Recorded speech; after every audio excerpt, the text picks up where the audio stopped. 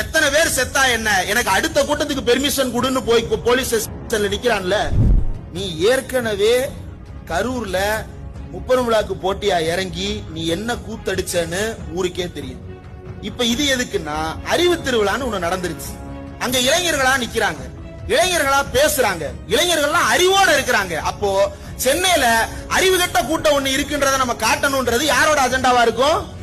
ஒரு சங்கி பேரோட அஜெண்டாவா தானே இருக்கும். அவரோட அணி, அவங்க ஆளுங்க நடத்துற கூட்டம், அவரை புகழ்ந்து பேசினா உனக்கு என்னடா கேடு? என்னன்னா உன்னை புகழ்ந்து பேசுறதுக்கு ஆள் இல்ல, ஆள் இருந்தாலும் மேடை ஏத்துனா எங்க அவன் தலைவன் ஆயிருவானோன்னு பயந்து நீ ஒத்த மைக்க பிடிச்சுக்கிட்டு ஒத்த நாள சுத்திட்டு இருக்க. அம்மா ஒத்த ரோசா ரொம்ப நாள் வேகாதுமா சீனு, விரட்டிடுவானுங்க.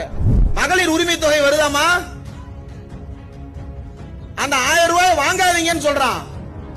1000 ரூபாய் வேண்டாமா உங்களுக்கு? வேணாமா? அவன் சொல்றானே 1000 ரூபாய் தூக்கி விட்டறீங்கன்னு சொல்றானே. கூட்ட கேசா?